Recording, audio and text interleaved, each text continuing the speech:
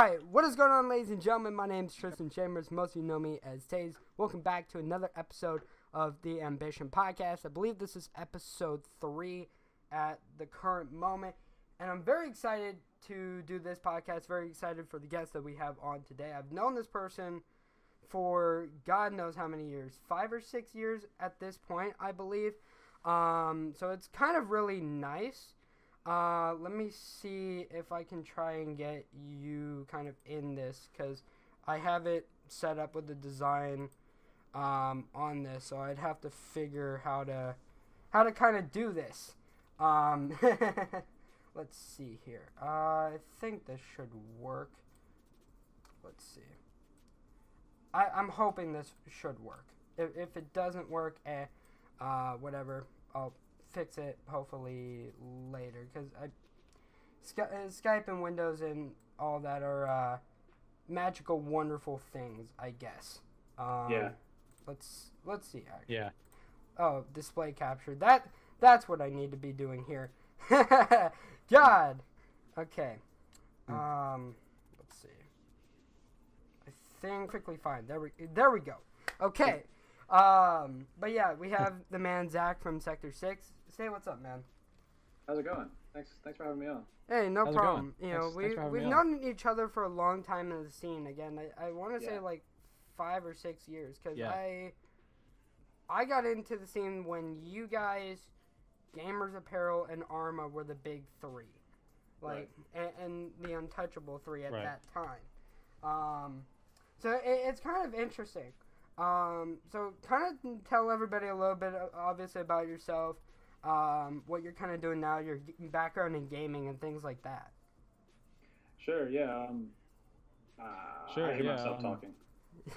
Sorry, that's my, I'm doing everything through speaker audio, your end through speaker audio. Okay, let me see if I could. Okay, let me I'm sorry. see if I could. Make that not as loud. Make that not as loud. That should be okay. All right, cool. So that should be okay. All right, cool. So those of you who don't know, Esports Apparel, for those of you who don't know, was the original name of Sector Six. We rebranded to Sector Six January 1st of 2016 when we launched that name. But prior to that, Esports Apparel, kind of on a whim. I started it kind of on a whim in October of 2014 was when the idea was kind of birthed. I had a mutual acquaintance reach out to me and ask about doing designs for being the lead designer for an apparel company and being the lead designer because I was doing graphic design at the time on the side. That was my main thing in esports actually at the time. One thing led to another. It ended up being that we were going to run the company in tandem. I brought on a friend of mine to help again. We ultimately were a threesome for the first 4 or 5 months, however long that ended up being. We were the three. I don't know if untouchable is the right word. We were the three kind of more vocal on Twitter at the time. With us, Gamers Apparel. The scene has just obviously since like then, exploded with companies. It's both unfortunate and fortunate. It's both unfortunate and fortunate that it's very easy to put together a apparel company. An entry level jersey design and manufacturing company. Definitely very. It has its advantages and it has its disadvantages, I guess, in a way. It's easy. Yeah, obviously there's a big difference between. Obviously there's a big difference between any Joe who wants to open up a company and print jerseys out of China and say that they could do it, and that's all well and good. But past that, there's a lot that goes into it that people don't see behind the scenes, which. It's like anything, esports organizations, apparel companies, whatever it is. There's a lot that goes on behind the scenes, for sure. So, kind of talk about, like, your start in gaming. Like, were you a casual guy at first? Like, what games did you, like, grow up playing, maybe? Yeah, I always... Yeah, the first console I had was Super Nintendo. I think the first console I had was a Super Nintendo. I've been happy with video games. However old I was then, and I've been happy with video games ever since then. I always begged my mom to get me whatever was new. I remember the first when Game Boy Color came out, I had Pokemon Red, and I didn't put it down. The first thing that kind of shed my light the first thing that kind of shed my light, the light on me for competitive gaming was both Halo 2, played like regular COD 4, local matches with my friends, and COD 4 I played at my friend's house for the first time, and I never wanted to put it down. And then from there, you find out about GB ladders and Call of Duty grew, all that competing, and then as Call of Duty grew, there was the league play and all that. That's kind of where my gaming started. So that's kind of where my gaming started. And I very quickly found out that I was not the type of person that was going to be ready for either didn't have to compete at a high level, because I either didn't have the interest in putting in the time to be that much better, or I just was never going to be that good, and I knew it. But I still wanted to be in the space, and that's kind of how I got started graphic design.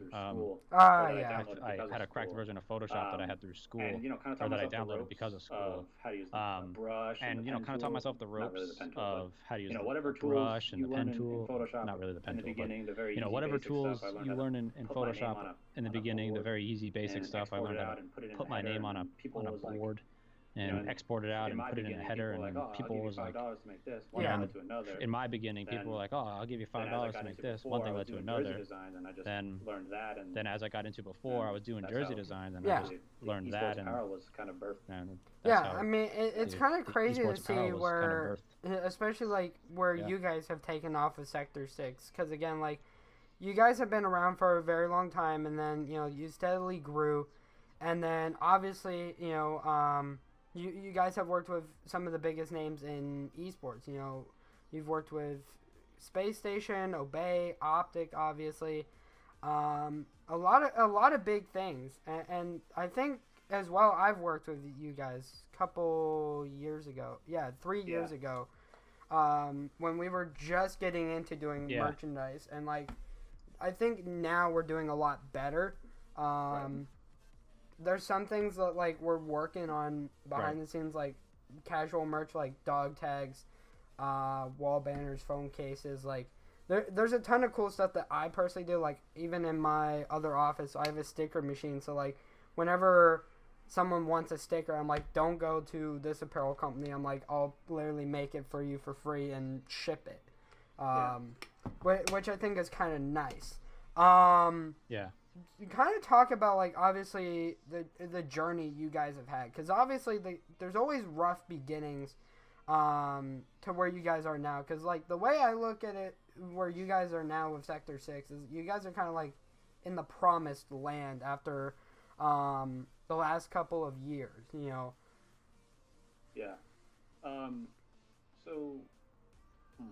So I got into a little bit before. Anybody could turn around and open up. So I got into a little bit before. Anybody could turn around and open up an apparel company. They go onto Alibaba and find some sublimation company and hope they do what they want them to do, and they could kind of strong arm them there and get what you want done for the most part. But it's not as easy. So with that being said, that's kind of what we did for the first.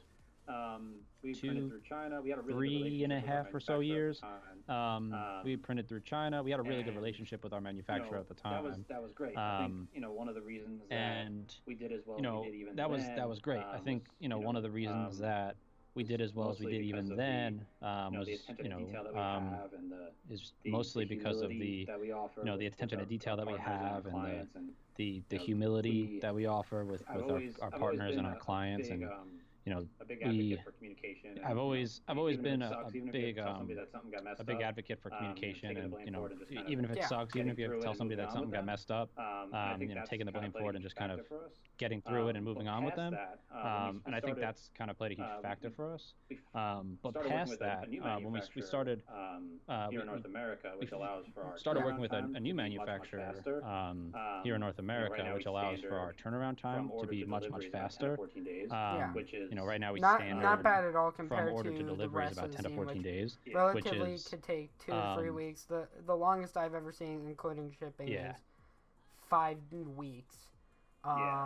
Which I mean, like relatively, I can understand. Well, it makes sense, especially when you're importing from overseas, which is it makes sense, especially when you're importing from overseas, which is obviously a feat in its own.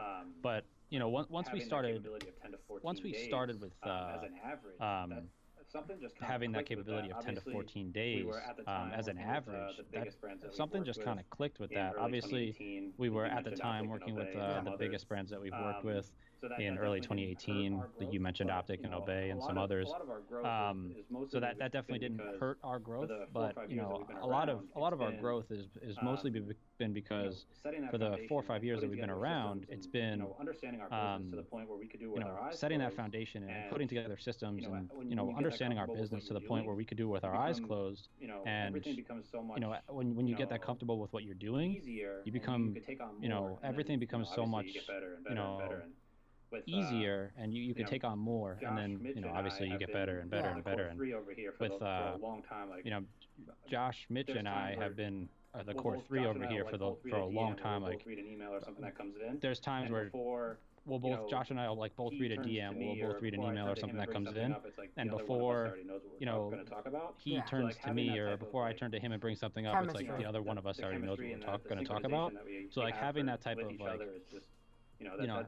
the chemistry and the synchronization that we have with each other is just that just makes us so much more efficient. Obviously, I think that's with you coming from a design background and then working on a lot of merchandise and other things, what goes through your head and kind of when designing apparel, the I guess conceptualization when it comes down to certain projects, what kind of goes through your head when it comes to putting everything down to the finished product?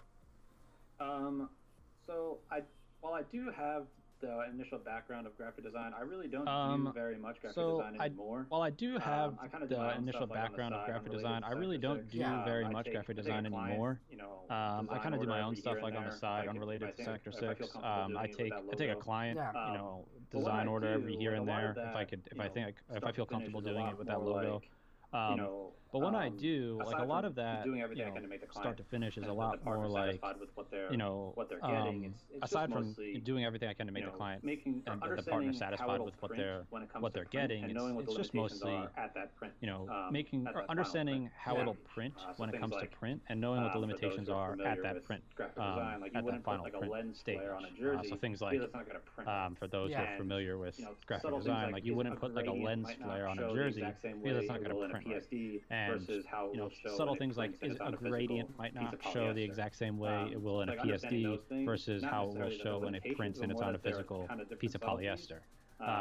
Understanding those things, not necessarily that they're limitations, but more that they're kind of different subtleties. Obviously, there's always a lot of drama going on in the esports apparel scene.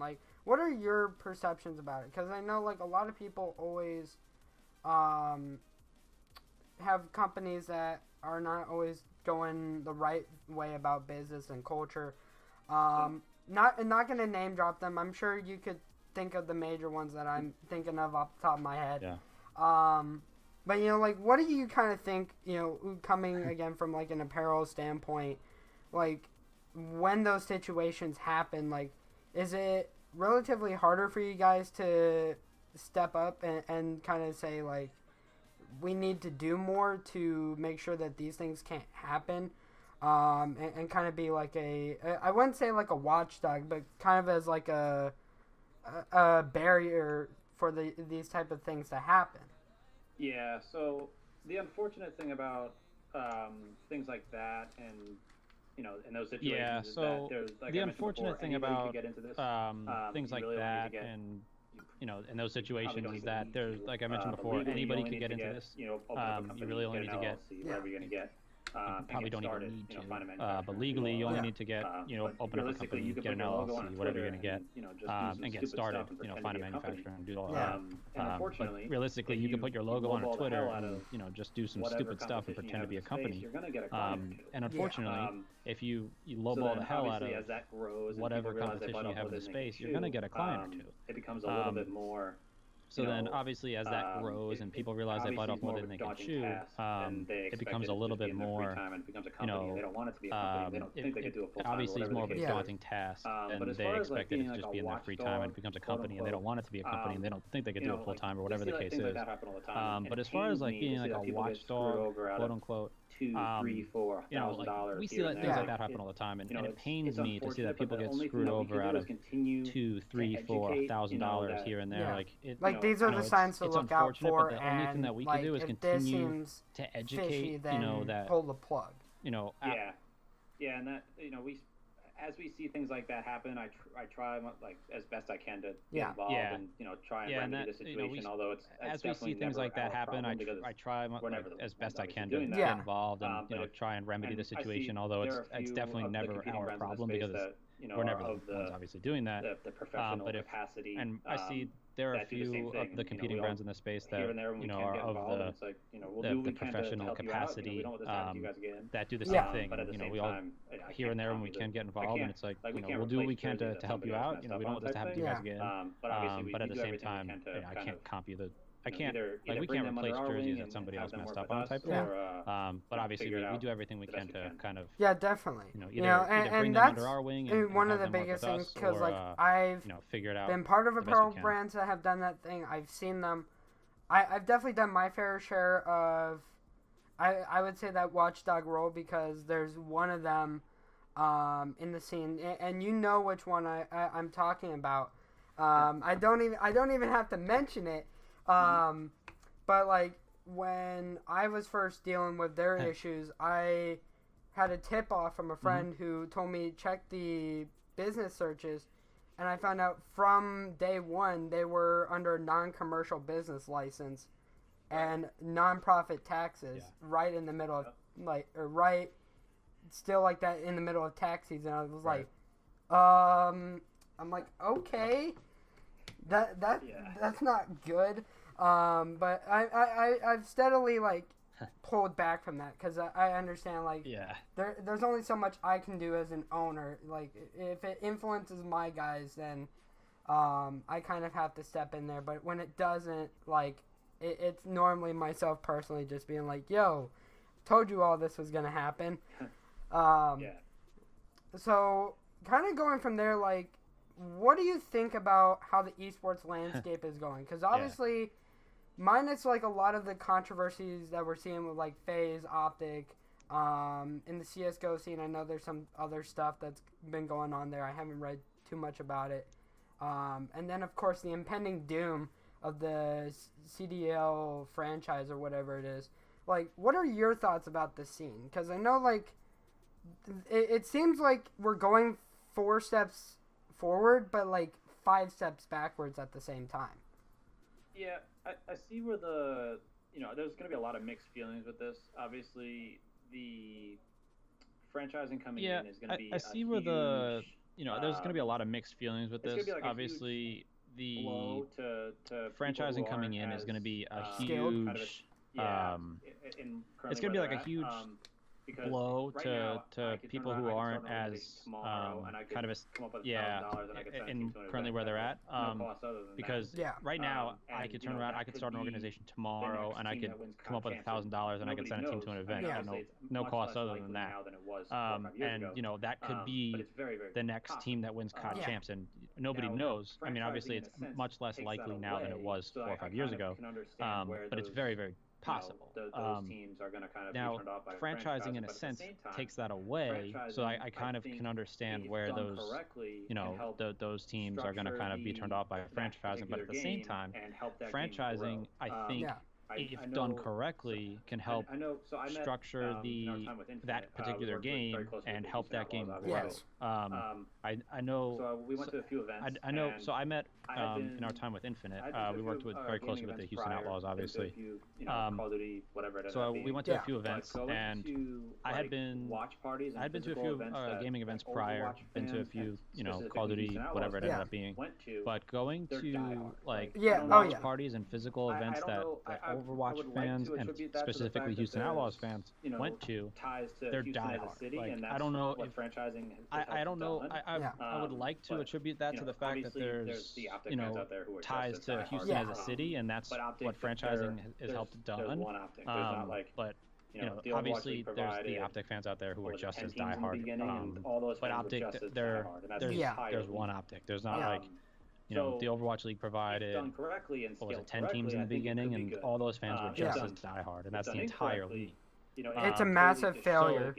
Yeah. If done correctly and scaled correctly, that's one of the biggest things I've kind of said from the beginning. Like, I look at like Overwatch League, like where it is now, and I'm partially biased about Overwatch, because I personally had a team a couple years ago who was in contenders, played Immortals day one, right, and then next day got screwed over.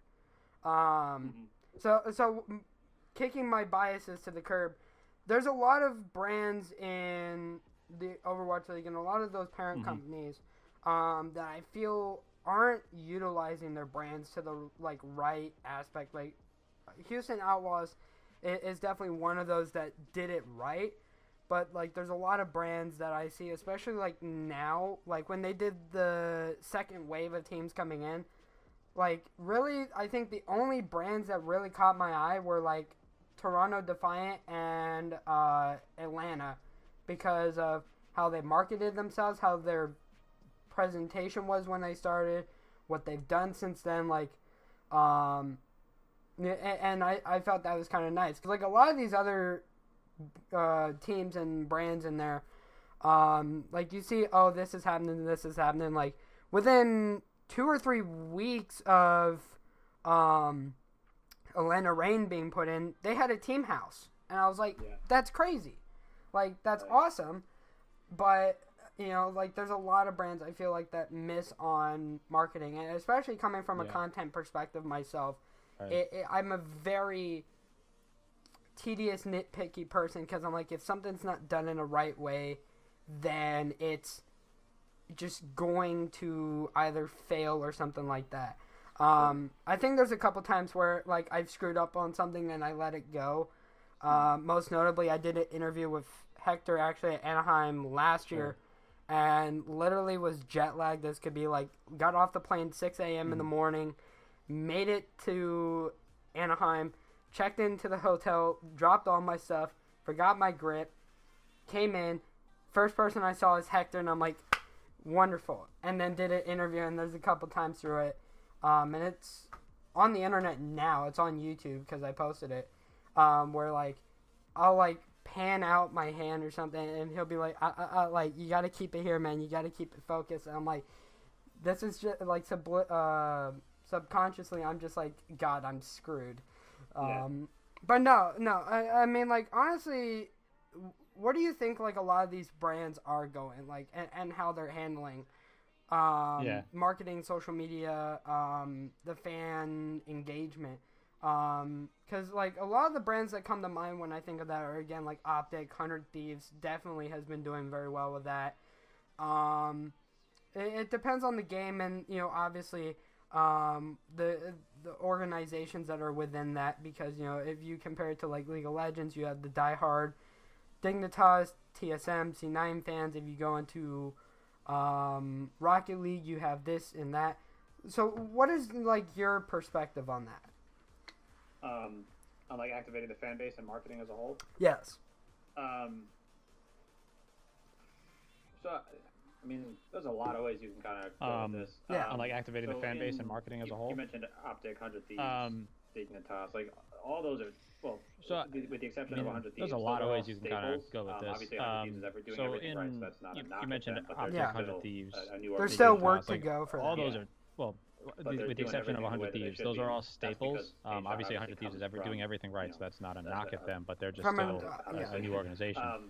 But so I think. But they're doing everything the way that they should be, and that's because Nadeshot obviously comes from. And the organizations that aren't doing it right are doing it right. Optic, obviously. Not doing it right due to the fact that there's. But yeah, so I think those organizations that are doing it right are doing it right for a reason, and the organizations that aren't doing it right are doing it right.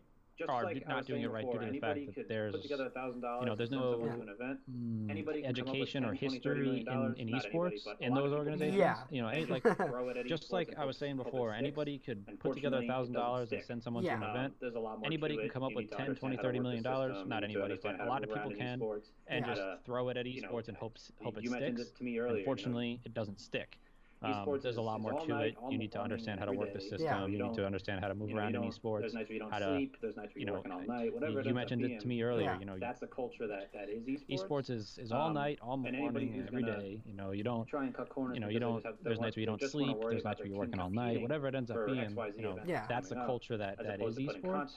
And anybody who's gonna try and cut corners because they just want to worry about their team competing for XYZ event that's coming up, as opposed to putting content out, you know, is not going to be the next successful big brand.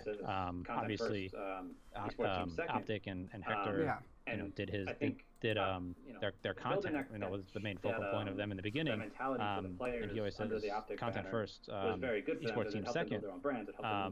And I think building that mentality for the players under the Optic banner was very good for them, because it helped them build their own brands, it helped them move on, and then obviously all their brands helped grow the main brand in Optic. And if teams and organizations and things like that, you'd have a lot more. Right now, it seems like a lot of nade shots and scumps and people in the space where people, fans are fans of the team and of the player. I guess I would like to see. Whereas right now, it seems like a lot of organizations newer teams that come to the space that have really good teams. Fans are fans of the player. Whether that's on the content marketing side so or whatever. I guess I would like to see, you know, people become, organizations look to activate on their fans a little bit better. You know, whether that's on the content marketing side or whatever however they think that's the best way to, however they think is the best way to do it, they should do it.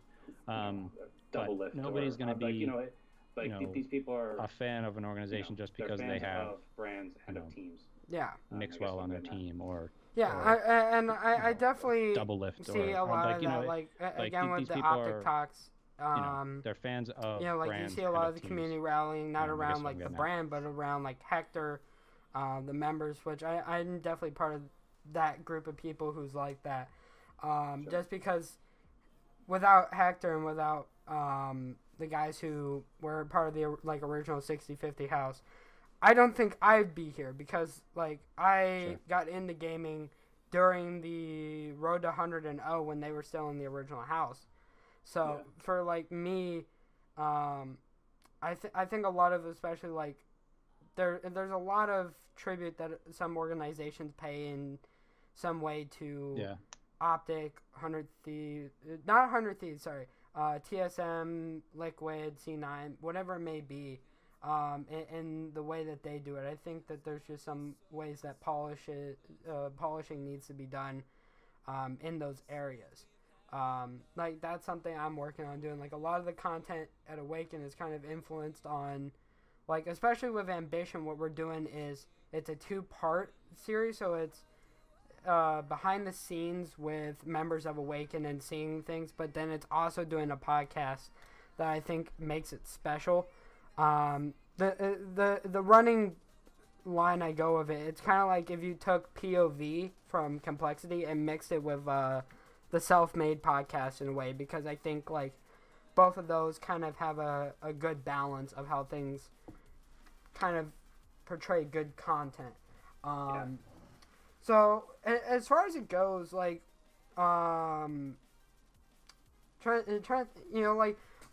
what have you kind of been, personally doing?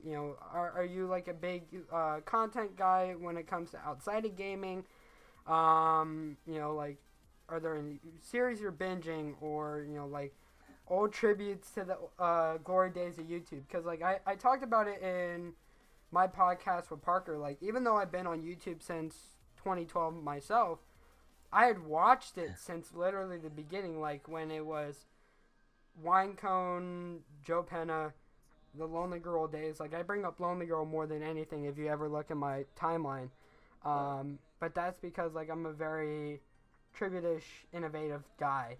So did you ever watch content outside of gaming? Right. And do you still kind of do that? And maybe do you go back and look at the old glory days of those things?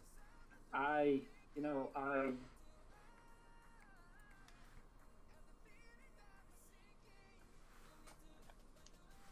on YouTube and understood what it was.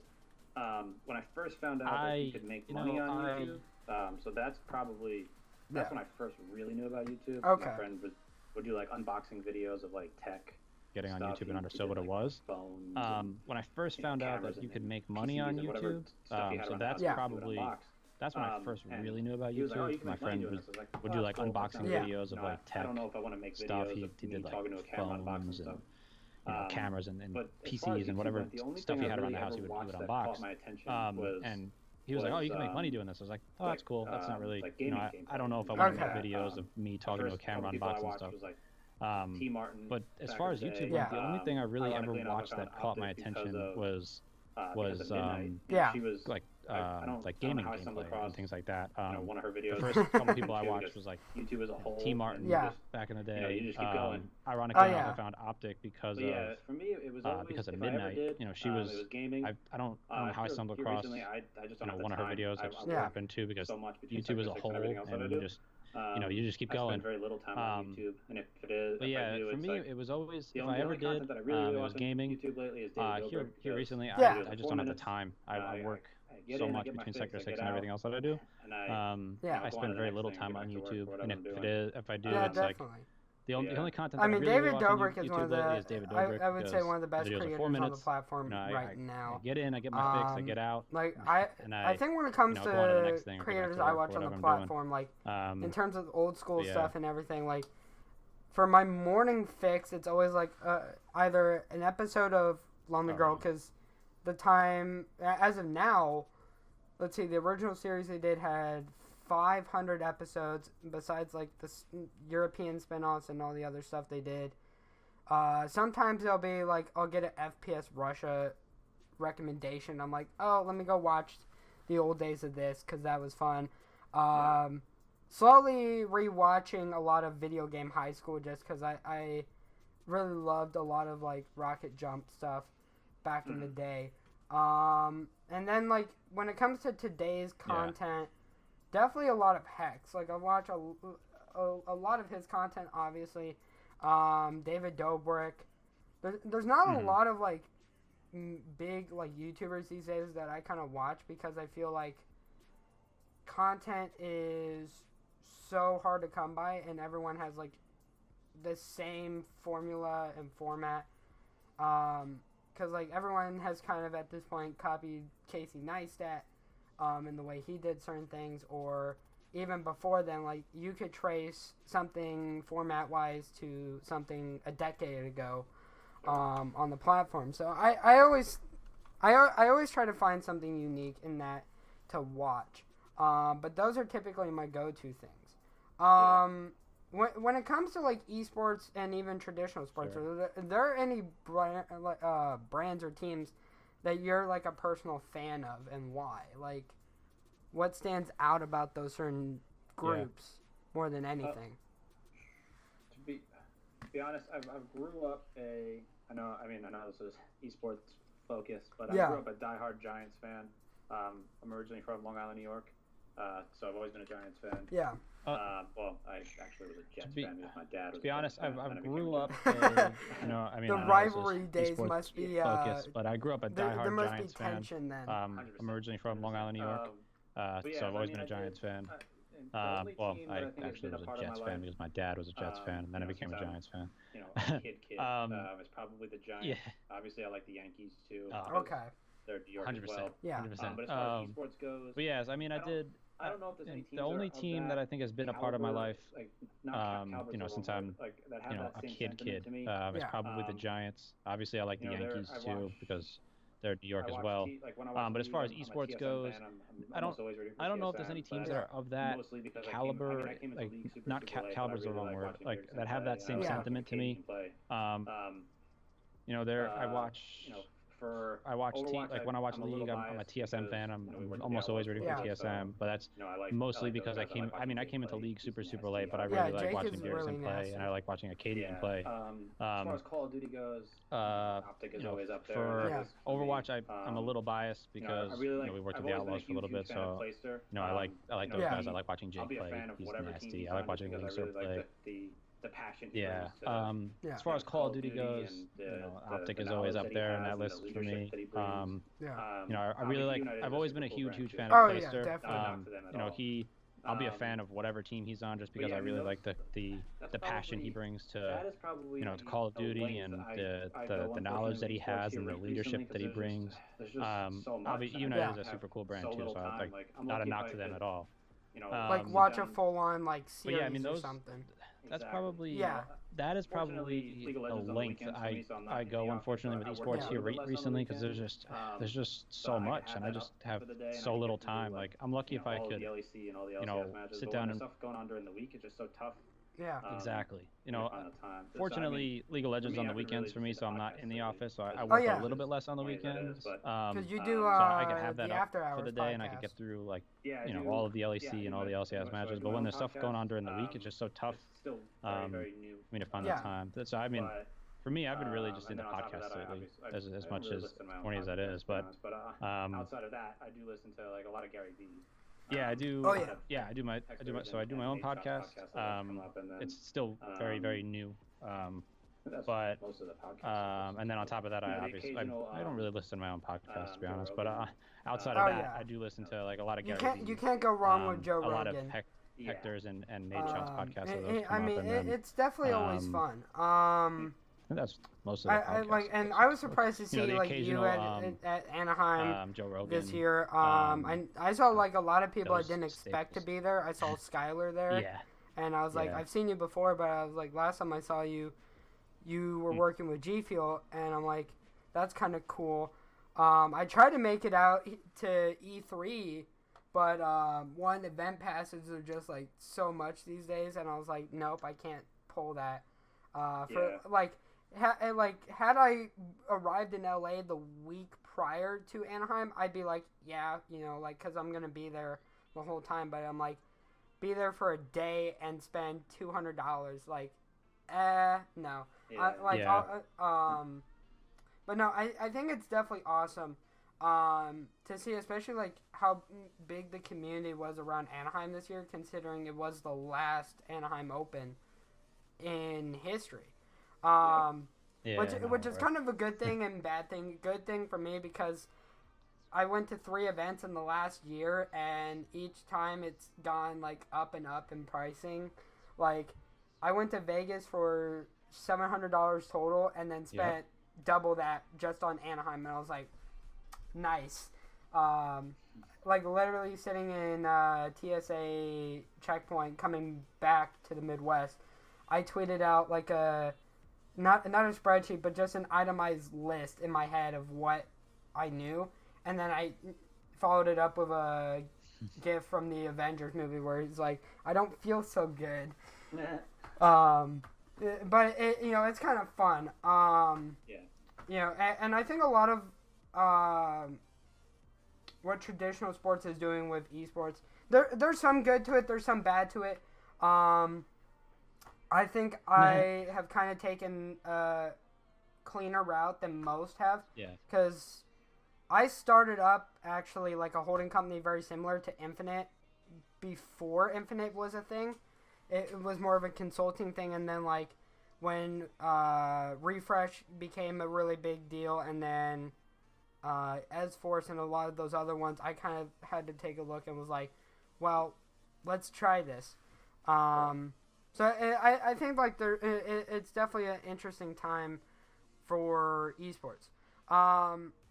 When it comes to the amateur and the semi-pro side of things, where do you think it's kind of going? Because especially in the Call of Duty side of things, over the last couple of years, we've seen just people coming out of the amateur scene Dashy, TJ, Simp, for instance, just being absolutely dominant after I don't know how many games TJ sat out, because TJ played before CWL was a thing, and then they told him he couldn't play anymore.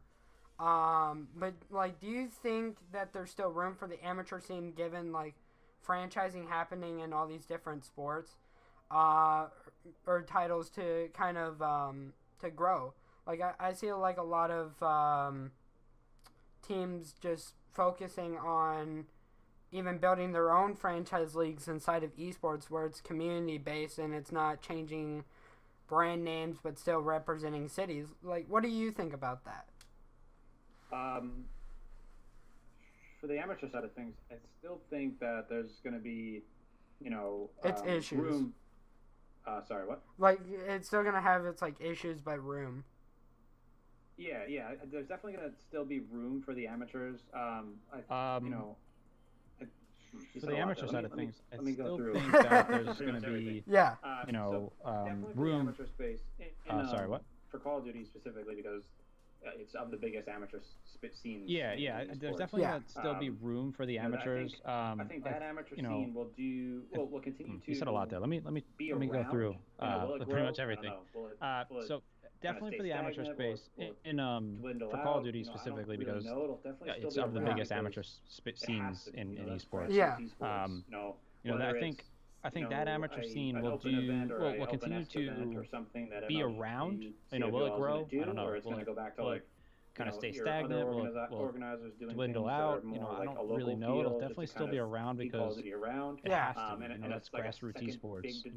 Whether it's an open event or an open-esque event or something that MLG CWL is going to do, or it's going to go back to your other organizers doing things that are more like a local feel, just to kind of keep Call of Duty around. And a second big quote-unquote big dog comes in and does basically what MLG did for the past however many years, but obviously unaffiliated with MLG with similar money behind it and all that. I don't. Only time will tell. And obviously we don't know what true franchising looks like with Call of Duty as of today. From a viewership standpoint, as the new game comes out and as that kind of falls in line, I'm sure there will be a lot more questions answered. But personally, I think I think honestly, if they wanted to keep the amateur scene, I would hope they would do something maybe like Contenders and a Path to Pro. If they turn around and cut out so that there's or like how I don't think they'd make even how like Rocket League has it where there's the RLCS, but then there's still like the RLRS and all the other ones that kind of feed into that. That I feel like then could have some continued growth at the end of the day. Because I feel like that's one of the biggest things when it comes down to it. And then figuring out from there, like, how things are going to be done. I've talked about it a lot in the collegiate scene, that I think that those types of things should also be looked at from a big standpoint. And I know you guys have some ties to collegiate teams because you've done some apparel for some brands. And it's just amazing to see where the collegiate scene is taking off, because, like, I came up with a framework in high school for how things should have turned out, and it's, like, nice that I shared it with nobody, and then I was sitting in a college class last year and got assigned a research project. First thing I did, typed up esports. Ohio State came up with what they were planning to do, and I was like, I thought of this a year ago, like... That's wonderful. But it's kind of nice to see where everything is going. Obviously, I've asked you, like, a lot of questions. Are there anything that, like, you kind of want my input on or, like, my insight into? You put me on the spot. I mean, take your time to come up with, like, questions and stuff. I hate to put you on the spot. I just always think, like, to have a back and forth conversation about certain things kind of drives put me on the spot. A good narrative and conversation and content. Yeah. Well, I guess, pretty easy kind of question here is, where do you see, Awaken going? Because, obviously I've known each other for a while, but I don't. Yeah. I can only follow so much on all social. So, like, what is your end goal with Awaken? So the end goal, I think, right now that we have passion and vision-wise, is to get back to where we were 2 years ago. Kind of question here is, where do you we were see, in Awaken going? So many different games at the time that it was fun and enjoyable. Because, like, I hate to be like this, but, like, every year, what is your end goal with Awaken? I'm always arrogant and saying, like, every year is our year, this is our year, watch out, like, this is going to happen. We still do that a lot of the time, but that's, like, because we're hype, we're always trying to like be energetic and fun about things. We're trying to get back into the CS scene. I think like we're trying to find the right division and then the right team and the right deal. Because like I've had international teams come in to me and they're like, well, we want salary, and I'm like, I can't get you salary. They're like, well, what about a team house? I'm like, team house is gonna cost as much as a salary, if not more. Like, and I'm like, even then, it will take 6 months to get you guys down here, or across the country, or even across the world. Sorry, in order to do that, League of Legends is a focus point of us always, because we've always had a good history with it the last 3 years or so. Because the way it started was we were with Jellybrush at the time, and they had introduced me to the Spanish League of Legends scene. I was like, okay, this is kind of nice. And then found a team, went on a 5-week undefeated streak, placed third in our first season, and I was like, this is awesome. Sadly, that broke up after the second year because just things didn't work and players wanted to quit. And then we went into Upsurge, and I think every time since then we've been in playoffs of Upsurge. Whether or not we made it to the finals, I don't believe we have once. Right. I know there was one time we had the number 1 seed and then we lost to the number 4, and I just sink inside. I think the 2 games we will never go back to are Overwatch and Gears. We're testing Gears right now, but we've always had a bad experience because of the semi-pro scene. And then Overwatch, just because, again, we've been screwed over so many times by Blizzard, directly, indirectly, contenders, scandals. I think that they handled Overwatch poorly, and I just can't support it, because we'll pick up a team and then 5 weeks later it'll end, and I'm like, well, this was this was fun while it lasted. We just signed what I would classify as semi-pro and on the way to being professional Halo team. Want to get them out for the Classic in Jersey, which I think would be awesome. Call of Duty, I don't know where we're going to go, because I know there were drama with us after Anaheim for just the dumbest reasons possible. And then even then, there's just a lot of teams that are dealing with stuff at the moment. So I don't personally know myself where things are going to go for us. I've talked about restarting my own franchise league. I've talked about doing certain things that I think will help us stay in Call of Duty. Even if we're not in competitive Call of Duty, we'll still be on the content side of it, which I think is good. Branding wise, we did a whole new brand evolution, we kind of call it, where we redo our social media designs. We have Isaac from E United, who's been with us since not since the beginning, but since we really took off 3 years ago. And then we've slowly grown the design team that we have besides myself. I think we're looking at getting some streaming stuff done, because we really want to push the main channel for partnership within the next year. And then going from there, I don't know. I really don't know. I know I want to try and get us partnered with a D1 university in some ways, and that's been a focus of mine. Even if it's not D1, just any esports program in the college landscape, because I think, especially when we've been around for nearly 6.5 years at this point, there's a lot that we know and could also help with those colleges, in a sense. I had a scholarship to RMU, and I wish I would have taken it.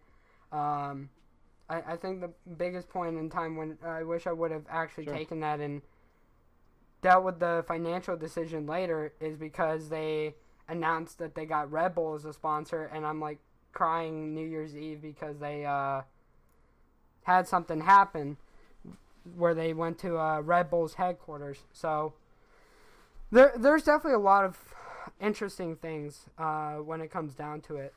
But I don't know. I like to take things slow because, again, like, we've done our money work over 6 years. Like, even though we're not as big as I would have hoped to be, like, on social media, we still have our own, like, following and fan base, and people recognize us. People are especially recognizing me now at events, and this is why, like, now when you see me at events, I always wear a cap, like, with my head down, because I just don't, like, I love seeing people, but I'm also just like, I'd rather not be recognized. Like, like, I had someone come up to me and was like, "You're the guy who interviewed Hector last year," and I'm like, damn it. Like, is this what I'm going to be known for every event, interviewing Hector? I was like, that's not a bad thing, but I'm like, no, you want your own legacy.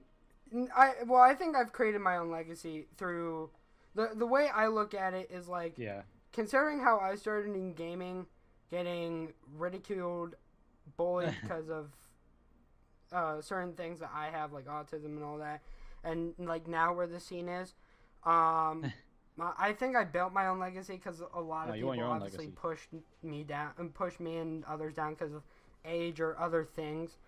Because again, when I came into the scene, I was like 12, 13 years old, running an organization at that point. I remember there were some people who told me, like, you're not 18, you can't run a business, you don't know the first thing about running a business. 6 months later, they're out of business, and I go, like, we're still here.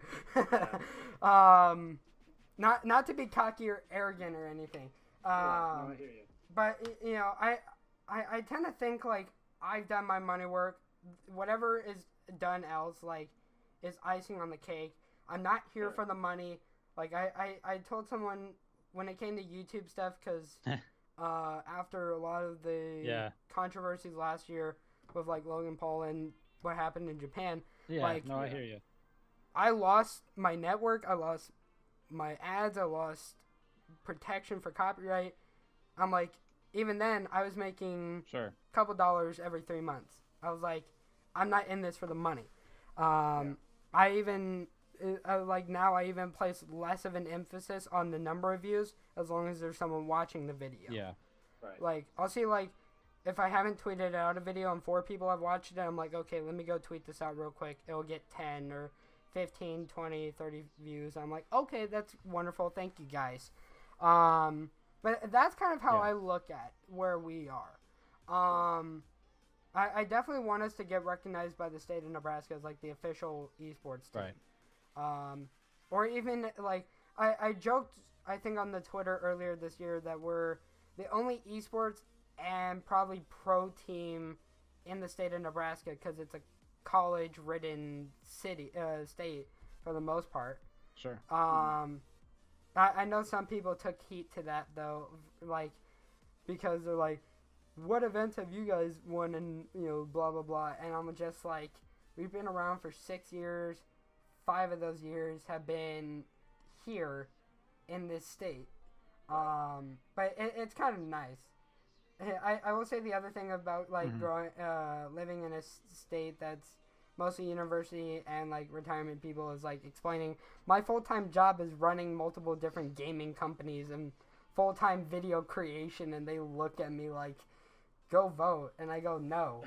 Like, literally, I was walking out of the store one day and someone saw me and they're like, you look like you play games a lot, and I'm like, yeah, I do it full-time, and they're like, you should go vote, and I'm like, no, I'm good. Like, until someone does something that impacts me and gaming or entertainment by saying, like, making videos in your house counts as a business, then I'll be like, now hold on real quick. But no, like, honestly, that's just kind of how I am.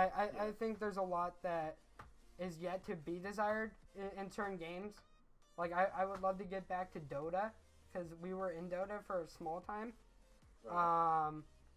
And Dota's got its own niche community we never tapped into. Rainbow Six we came back to Paladins we came back to were hinting at some fighting game players. I'm not saying which games and who, but there's always talks. I know in the CS scene when Malik and his guys were looking for org for boot camps and stuff, I was like, someone figure out how much they want, because I'm like, if I can get this pretty nicely, I'm like, I'll go to the bank and go get a nice loan. Because I was like, at that point, why not? Obviously that didn't happen, but I'm okay with that. Are there any like other questions, I guess, that you kind of have for me? I do gotta say though, I like the setup you got for podcasting too. Like, I'm replacing my Blue Snowball very, very soon. Whether or not I do it with like a newer mic or Audio Technica thing, I have to figure out how I phantom power stuff in this wonderful massive setup of mine, because there's like 2-3 monitors and having to put close to, I think, $100 worth of acoustic tiles in here in the next 6 months. There's a ton of different stuff that's going in here. I mean, that sounds like, if you're gonna get a new mic, I got this for my podcast. Obviously, it's just a Milano. On Amazon. Yeah. This full rig was $60. Yeah, that's not bad. I mean, it beats the hell out of the price of my. Damn. I have a Blue Yeti that costs whatever that costs, and then I had to buy everything else separate. I love this little guy. I mean, that sounds like, if you're gonna get a new mic, I got this one. No, it's not your like it's not your I bought it on Amazon. Audio Technica the AT 2020s or was $60, and I think the most expensive microphone I've seen is $12,000, and I'm like, why? I had to buy everything else separate. Like why, people? I'm like, I get it if you're probably like the tier working for a professional sports team or like podcasting content for Gary Vee or something. You could swing a $12,000 mic, but I'm like, you don't need it. Yeah. I don't know enough about audio to speak about that, but no, I don't either. Like literally, I just followed Blue since the old days, and when I was looking for something to stream with, I walked through GameStop one day. They had it. It was on a 15% discount, and I was like, I'll take it. Yeah. I think there was a Blue Yeti as well, but I don't know enough about audio to speak about that, but that type of price. So even then, I was like, I looked into actually getting like full on shotgun mics for like podcasting and stuff. Because like I have one for my vlogging rig and stuff like that, where like it's a nice like $10 grip, and then like nice $12 microphone or whatever, or condenser or shotgun mic, and then not ring light, but a mini LED box or whatever that I all bought overseas, which is it's kind of nice. Right. I mean, you could put a pretty good setup together if you piece it out too, for sure. I'm sure that's what you did too.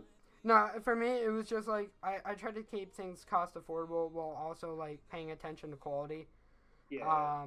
So like when I was starting to stream, people are like, "Oh, you need a Logitech webcam," or people aren't gonna watch this. I'm on a $35 you could put a pretty webcam, good setup together if you piece it out too, and, for sure. Like have used that I'm sure since that's what day you did too. one. Like what Stream Decks came out 2-3 years ago, and I just got one in Christmas. Yeah. Mm-hmm. Like I'm very fortunate with a lot of things in my setup though, because like headsets I've been gifted, my keyboards and mouses I've all been gifted from sponsors or giveaways. And which I think I'm very special in that instance. But it's kind of nice, I guess. I will definitely admit, like, there are nicer setups out there than mine. The people who put their like computers in glass cases and RGB and like laser etch the cases, or like there's one image that's very famous on Google where it's just this entire guy's room is green and has a double-decker desk, and there's just all these gaming collectibles and lights and monitors, and I'm just like, okay, nope, my setup will never be there. Or like when I saw Ninja have Red Bull, or was it Red Bull or something, redid his streaming room or whatever, I was like, I believe it was Red Bull, yeah. Yeah, I was like, that's kind of crazy. I'd love to have that, but I'm like, no. I'm like, because that costs probably $100,000 to do easily. But no, I mean, like, it's kind of fun. I stream more on YouTube than Twitch, which is ironic. But I tend to preach YouTube more to Red Bull, yeah. organizations and people than Twitch, because it's easier to market yourself on YouTube while live streaming than it is Twitch. Yeah. Like Twitch, you have to go scrolling through a game, scrolling through the directory, find a game you like, scrolling through there to see. Whereas YouTube, I can set up some tags in the thing before I get ready to stream, put up a nice thumbnail, and boom, people are watching my stream. I think the only negative to streaming on YouTube is copyright music is a pain in the ass wherever it is. But typically, I get around that now with the music partnership that I have, which is kind of nice. Yeah, there you go. Well, because when Classify got his Twitter suspended, we knew we had used like a lot of music from the band Starset, which is now under Universal, and we're like, yeah, Universal Music Group is trigger happy when it comes to copywriting and DMCAing stuff. So we had to go through the whole process of talking to the music publishers.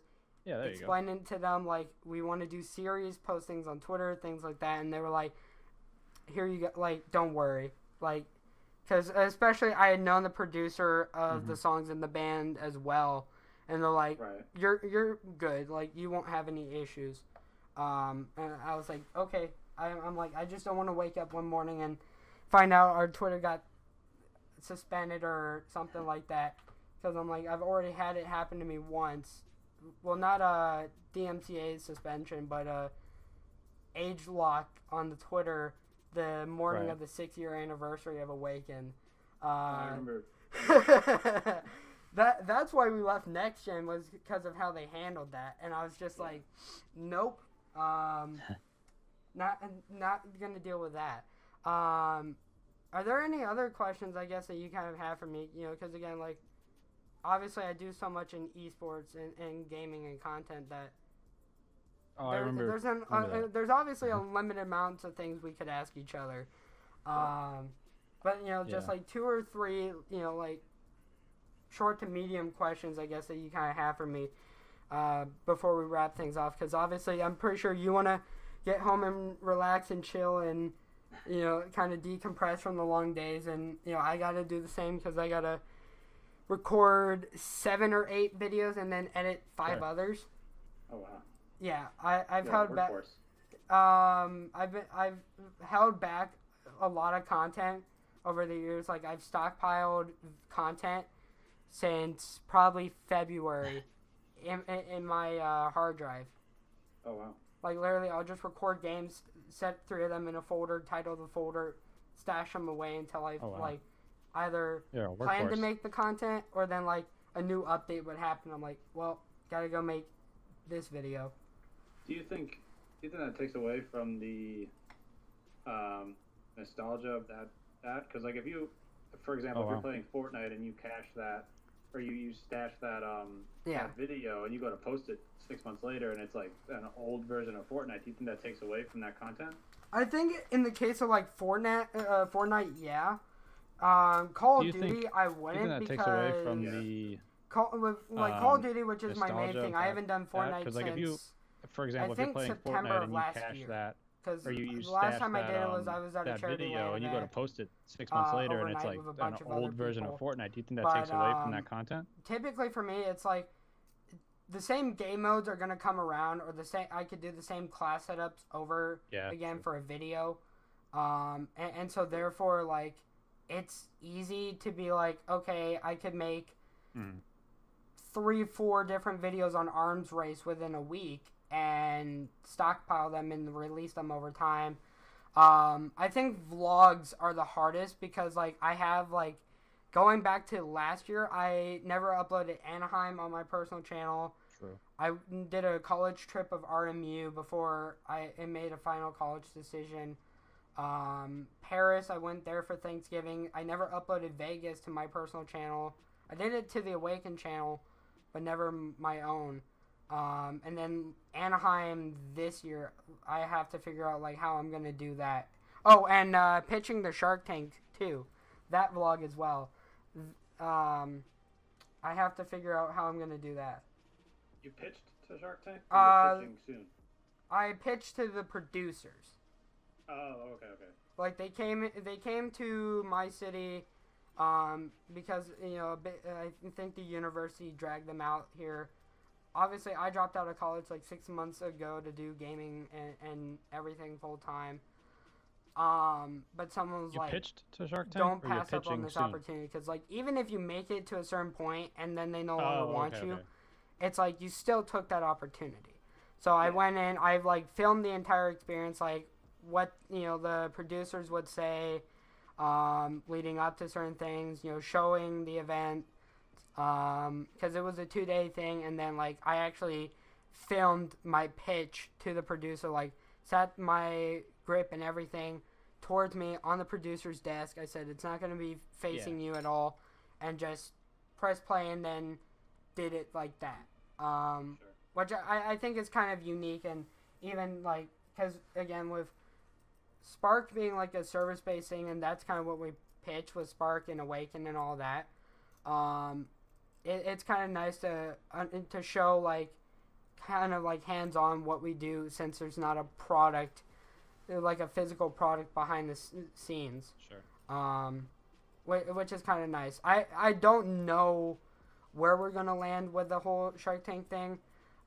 If we did, I know who I want to take the W for me and to figure a deal. But there's obviously things now with like investing because of esports and the dramas over the last year that I now would be a lot careful of, especially majority ownership things. It is one of the biggest things for me. Sure. Yeah, that makes sense. I mean, that's a tough decision that you have to make internally. In esports, outside of esports, any business venture you're on, giving a majority is a huge decision. Well, like if it came down to it, if like Mark Cuban or like John or something like that, or Robert or whatever, yeah, that makes sense. wanted to get into it, that's a tough decision with me and stuff, internally. I'd be like, esports, name your percentage. outside of esports, any business as long as it's not giving a majority, it could is a be huge, 49, and I'm good with that. Decision. But like if it's 51 or 50, I'm not taking it. I hear that. But like, and I think that's one of the nicest things. I understand Mark couldn't do it because now he owns like Mavs Gaming, and it would be a huge conflict of interest. Yeah. But I mean, just a little, be like, oh, I run a sports team that has an esports side and already does this, but it's I think it's kind of it'd be interesting to see how things go. I joked with someone, I was like, imagine if I make it to like the live TV tapings, Mr. Wonderful would tear us to shreds for being a gaming company on live TV. But I think like that'd kind of be interesting to see it. Yeah. I think it'd be humbling too. Yeah, for sure. But no, like I think that would be fun. There's definitely a lot of content things I have to figure out on my personal end. I just chalk it up to, I've been doing this for almost 8 years content-wise, almost 7 years esports running stuff. So at this point, it's kind of like, whenever I feel like making a video, guys, like, I'll make a video. Because at this point, for me, it's like, I decide when I want to. When I was in high school, sure, I uploaded every single day, but that was because, like, that was the mindset you had to. Getting out of college, or graduating high school, like, I didn't have a reason to keep doing, like, every day or every week vlogs. I didn't have to do this. I didn't have to do that. Like, I just got to relax and do things at my own pace. I think there was one point in time where I went 2 weeks without uploading, and I was okay with that. Right. So it's kind of fun. It really is. And And then, again, is there anything else that you kind of want to ask me about? I got one question. Yeah. I know, so Awaken's been a big part of your life for the last, sure, for a long time. Yeah. I recently got my logo inked onto my skin. Right. Yeah. Is that something you would ever do? I tweeted about it a couple years ago. I did a bunch of retweet things, where I said if I get a certain amount of retweets, I'll tattoo it and everything. I know. So Awaken's I don't remember if we ever. I think I said it originally like 100 one time, and then I was like, "Nah, I'll do 25." I think it got to 20, and I said recently like, maybe I'll do it and stuff like that, like as a birthday thing in September. That way, it's kind of like symbolic. Like I wish I would have done it like March 21st when we became an organization. Yeah. But I think that they would have been tough because there was obviously like a lot of having to deal with social media things, working on the new website that we're trying to build. Like we're still trying to do it to this day because it's like PHP, Java, CS, and all that other stuff. And then plus I think like a tornado or something like that hit that day or something like that. Yeah, it like rained or tornadoed on us that day. But no, like, I would love to. I actually, like, there's a couple of different tattoos that I have that are, like, very symbolic. Like, there's one on my rib, on my right rib. That's the quote from Rocky where he's talking to his son on the street. Doing the whole life isn't about how hard you hit. There's a couple of different, like, logos and stuff that I have. I think there's some things, like, I want to pay tribute to, like, my dad's service, definitely. But I try to figure the best ways to do that without obviously like going full in like half sleeves or whatever it may be. Because and I give props to the guys who like even tattoo their necks, like Cody Garbrandt, for instance, just full on tattooed like his neck and everything, and I'm just like, yeah, that's badass. Yeah. But no, I'd love to. That's something we looked into with merch, was doing like temporary tattoos and stuff like that for the like people who wanted to take like 3 or 4 of them for an event if we ever made it to like grand finals or something like that, slap it on their arm or their hand or something like that and be like, we're part of the militia. That'd be cool. There's a lot of different things I wanted to do. I've talked about doing compression sleeves like the ones you can get on that like Russell's makes for sport athletes, and doing like similar to what Hex does with graffiti, but doing it with like sponsor logos and a nice theme behind it, and something cool. I've even talked about going into Photoshop, putting an image into like a design like that, and then doing something cool, because I think that'd be awesome. Like to have maybe like like an overlay, like 2 overlaid images into the same thing, and then like the Awaken logo right above it, but then still having like room to integrate different colors into the scheme. I mean, we do those sleeves, so I mean, if you ever want to chat about that. I mean, there's things that I definitely want to, obviously, because we're with a different company, and there's like, I'll talk to you about that off camera, because that was something I was gonna ask you about. But yeah, obviously, it's been great having you on the podcast. I mean, we do those sleeves. So I mean, if you ever want to chat about that, everything. I wanna make sure that thank God, my thing hasn't been like screwing up today. Like literally, I told you before the podcast we had 2 issues on the first episode. First time we did it, the second part, like Streamlabs cut off on us 3 minutes in, and then we recorded it 2 days later, and there was a update with Streamlabs that happened at like midnight or something, and my audio got muted. Oh no. Yeah. So I was just like, and when I do everything through my Snowball because of like speaker audio, I'm just like, really? But I mean, I think it'll be a fun podcast, and again, I really wish you guys the best of luck with everything you guys are doing. Oh no. You guys are killing it in the esports scene. I definitely would love to see where you guys go from this, like whether it's partnering up with some of the old Infinite companies and like ESA, whatever happens. I think if there's anything from the Infinite days I'd bring back, it's Allegiance, because I miss that brand. Yeah. Plus, I feel like with the new Complexity logo, those guys need to just knock them right back to the curb for a quick sec.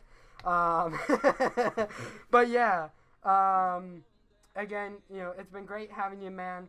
I wish you the best of luck in everything you're doing. Yeah, same to you.